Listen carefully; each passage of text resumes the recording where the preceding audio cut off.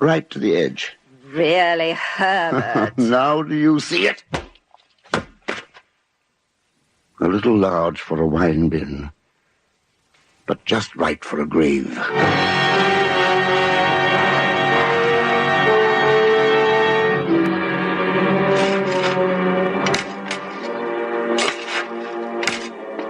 Back for Christmas? No, Hermione.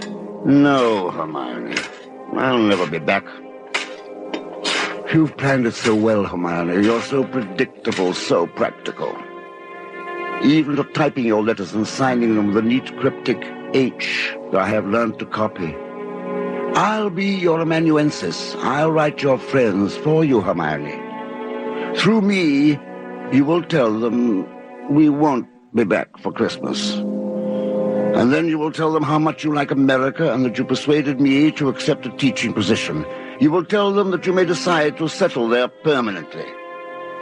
And then the letters will come less and less frequently until at last they will hear from me, and I will break the news to them that you have died in America.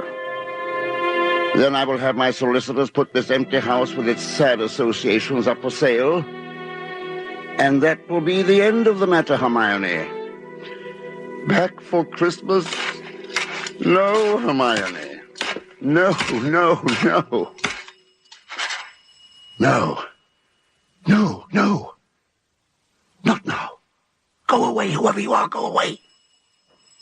Did I leave the front door unlocked? No, no. I say, Herbert. Where am I? Just keep calm, keep quiet.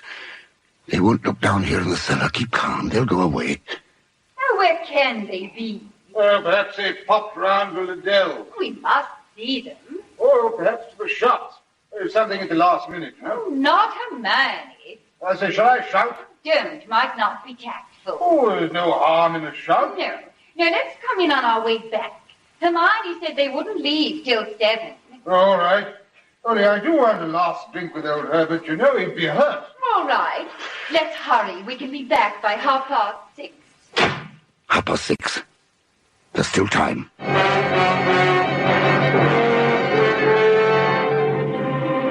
After that, it was easy. Put the finishing touches to the wine bin, dress fast, get out of the house before 6:30, take the tube to Waterloo Air Terminal and the airline's bus to Heathrow, all according to plan, Hermione's plan. But from here on, my plan. Announcing the arrival of BOAC Flight 14 from Rome, Calcutta, and Melbourne. Passengers will please report to customs. Darling. Oh, Herbert. Right on time, my dear. Shall we check in? Whatever you say. Scared? I never felt safer in my life.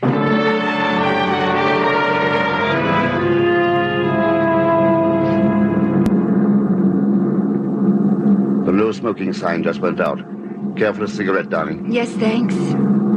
Ever been on a plane before? No, you? My first time, too. Oh, how nice. To enjoy a first experience together. I was worried. About what? Well, you having been married once, nothing would be new to you. My darling, it will be new. All of it. Is everything all right? Yes, thank you. Would you care for a pillow, Mrs. Carpenter? Were you speaking to me? Yes, Mrs. Carpenter. Would you care for a pillow? No, thanks. I don't believe so. Well, if you want anything, just ring the bell over your seat. Thank you. Herbert? Yes, dear. She called me Mrs. Carpenter. That's right. But I'm not yet. Oh, you will be tomorrow, this time. But how does she know? Oh, that's the way our tickets read, Mr. and Mrs. Carpenter. Why? I wanted you to get used to being Mrs. Carpenter straight off. Oh, Herbert, you're a dear. You think of everything.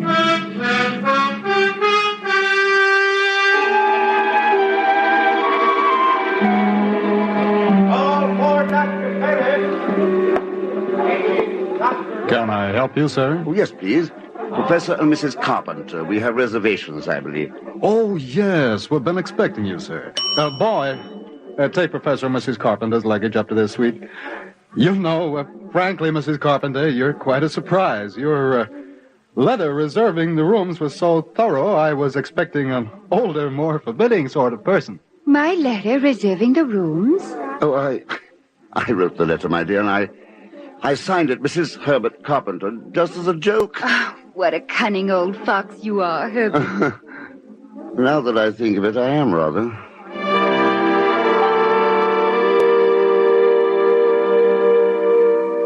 Well, Mrs. Carpenter, we might as well kill the bottle, as they say here in America. Darling, you'll make me tipsy. That's what a bride should be, just a little tipsy.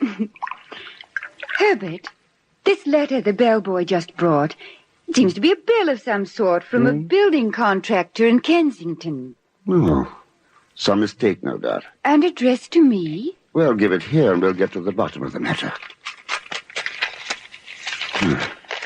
Madam, this is to acknowledge your order, together with the keys to your house in Ronston Place. Our men had no difficulty in finding the place where your husband had begun the excavation in the cellar.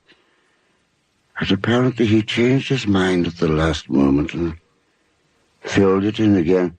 What is it, Herbert? Our men will begin digging tomorrow, and you may rest assured that it will be a professional concrete line job and will be completed in ample time for your surprise Christmas present to your husband. We are happy to be conspirators with you in this thoughtful gesture and hope that Professor Carpenter will be pleased with our construction of his wine bin. Very truly yours, Paul Holt & Sons Contractors. What does it mean, Herbert? It means that Hermione was right. I will be back for Christmas.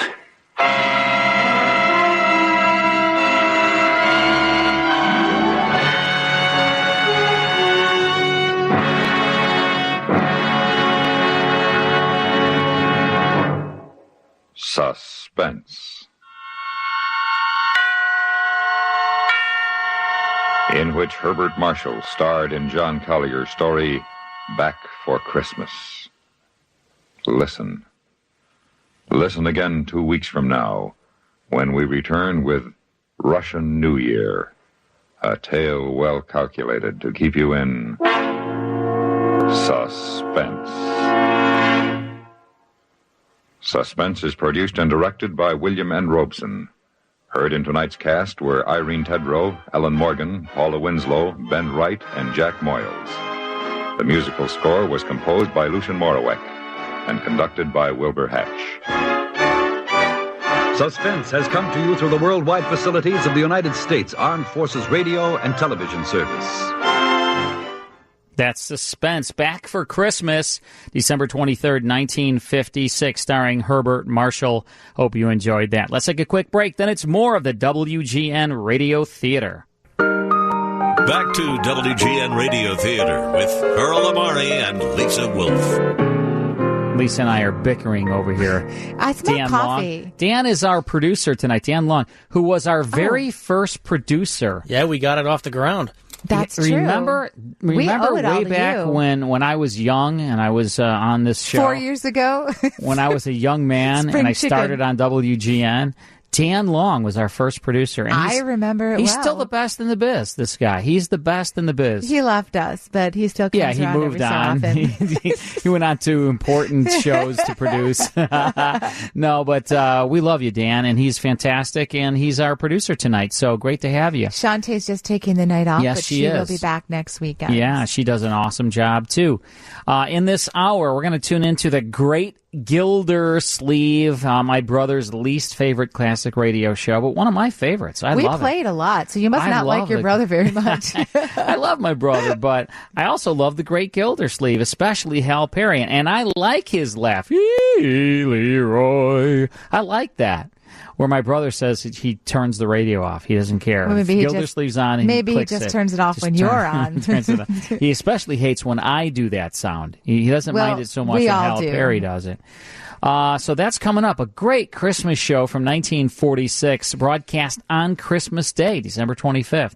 Hal Perry and the whole gang coming your way in just a minute. But right now, it's time to play our game, Cat's Pride. Is it real or is it ridiculous? The celebrity celebrity is Johnny Depp. Johnny Depp. Yes. Heard of him? Heard of him? Yeah. And I know him, and I know him intimately. And the prize will be a Lou Malnati's gift certificate.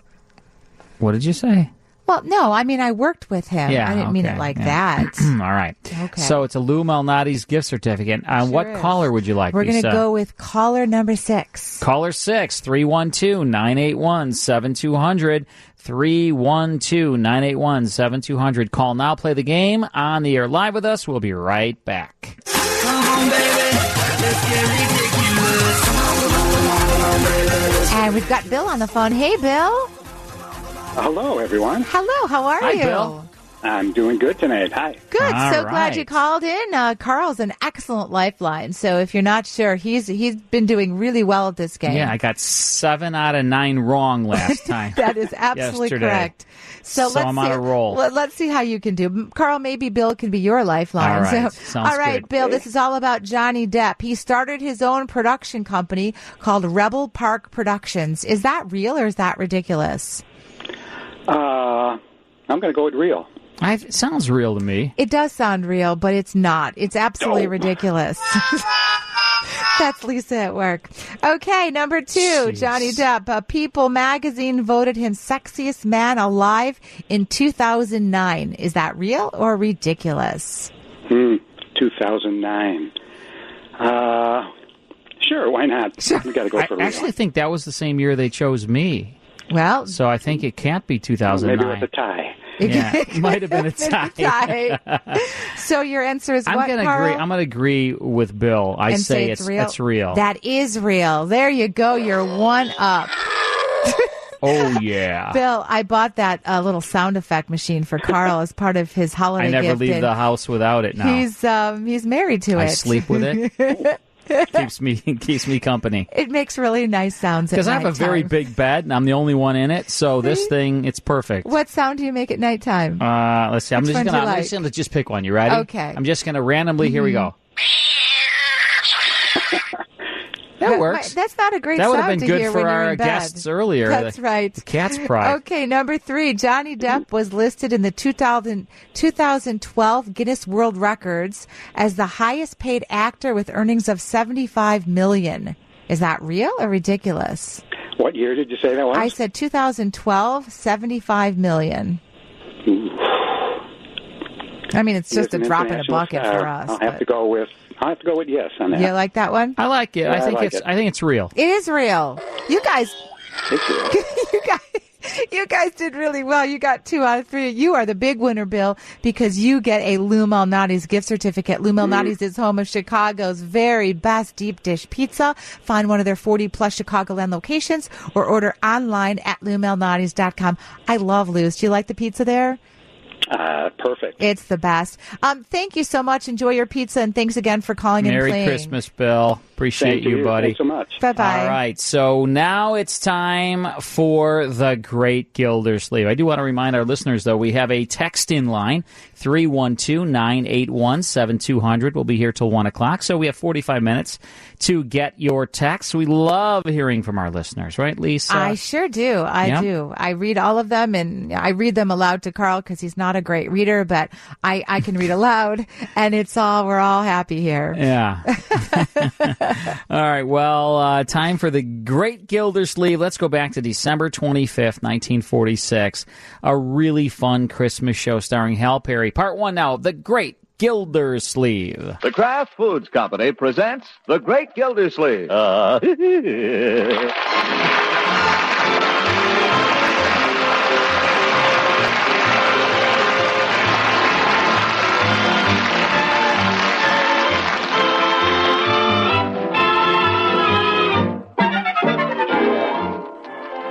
It's The Great Gildersleeve, starring Harold Perry, brought to you by the Kraft Foods Company, makers of a complete line of famous quality food products.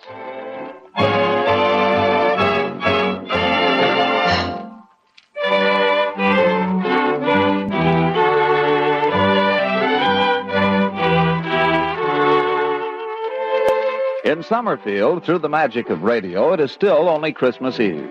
Its citizens are scurrying about in a light snowfall like characters on a Christmas card, and there's a general air of kindliness, goodwill, and anticipation of the morrow. We find the great Gildersleeve looking not too unlike Santa